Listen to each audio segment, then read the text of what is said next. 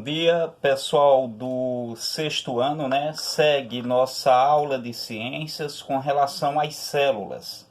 A gente, né, ou nós estivemos estudando as partes principais dela, né?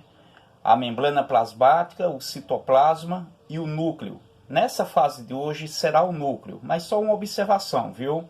Com relação às aulas que eu sempre faço aqui em casas remotas e vocês sempre me veem, né, assim, ao vivo em cores, ontem a gente foi pegado de surpresa, que as aulas retornaria para casa, né, por conta do decreto estadual devido à pandemia. Essa é a câmera externa que eu utilizo no meu PC, junto com o microfone. Ontem eu fui testar essa câmera, ela foi danificada. Provavelmente eu a devo ter quebrado quando eu retirei do PC, né? Do notebook, porque a câmera dele tem um lachãozinho e não fica legal a gente fazer essas aulas assim. Aí não estou improvisando, que eu sempre utilizo essas aulas com a leitura antecipada. Mas ficaria melhor a gente com feedback, né? Eu tá aqui ao vivo em cores com vocês e com relação a esse conteúdo eu vou passar com a aula gravada, como eu estou gravando nesse momento, né? Estou usando os dados móveis, que quando chove aqui a internet parece que é de papel. E essa relação nossa, ela também não deixa de ser presencial. Observe bem que nós estudamos as três principais partes da célula, né? Isso falamos antecipadamente delas. Especificadamente, agora será o núcleo celular.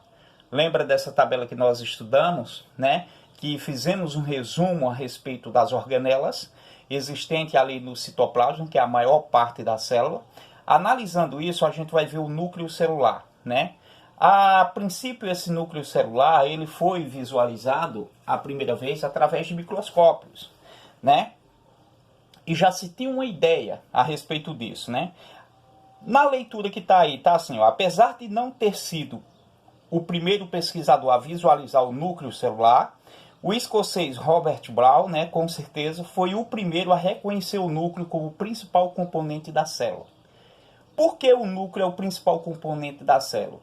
Porque ele carrega informações necessárias para a continuidade da espécie, semelhante ou com alguns caracteres adquiridos, né, de ambos os lados, seja através da reprodução sexuada ou a reprodução assexuada. Isso como vocês viram ali na terceira, na quarta série, que era o quarto ou o quinto ano.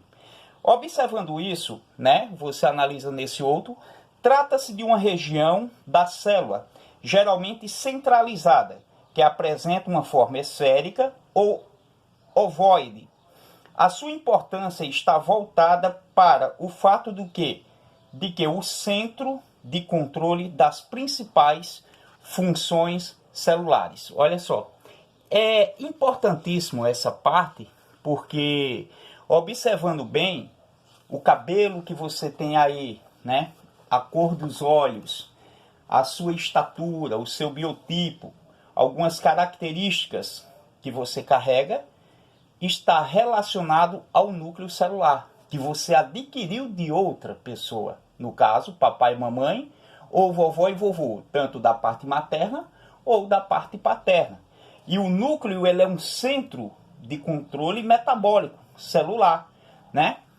Para comprovar isso, basta realizar, né, um experimento conhecido como a análise que nós vamos vermos agora. Observando isso, você vai identificar, né, o merotômia, que consiste em fazer, né, o corte na célula dividido em duas porções. Uma parte fica com o núcleo e a outra sem núcleo. Essa experiência mostra que a parte, né, nucleada sobrevive, chegando a regenerar, enquanto a porção da célula sem núcleo acaba sobrevivendo por aproximadamente 20 dias.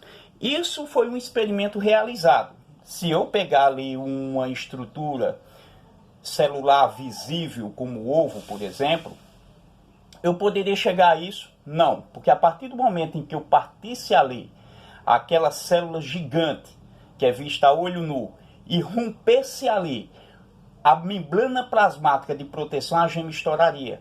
Mas eu observaria de que forma. Quebrava um ovo, colocava em um papel em um ambiente não contaminante. Os japoneses fizeram isso. Eu vou ver se eu posto esse vídeo para vocês. E naquela observação daquele núcleo celular, que é a gema, você passaria a observar a formação de um novo indivíduo.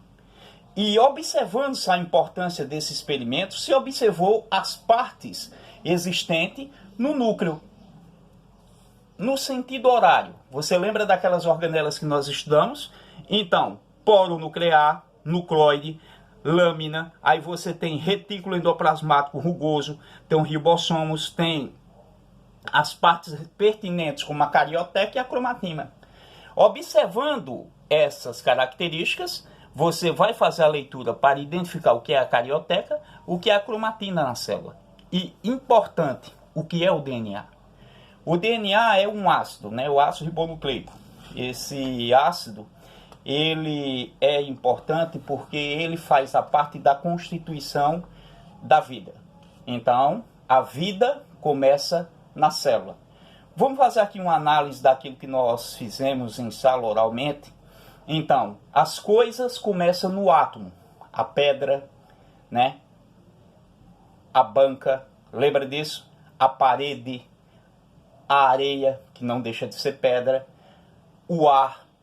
Mas a vida começa na célula. E a célula é formada de átomos. E esses átomos, eles têm suas características. Hidrogênio, carbono, nitrogênio e assim por diante. O DNA, ele é uma formação de ácido.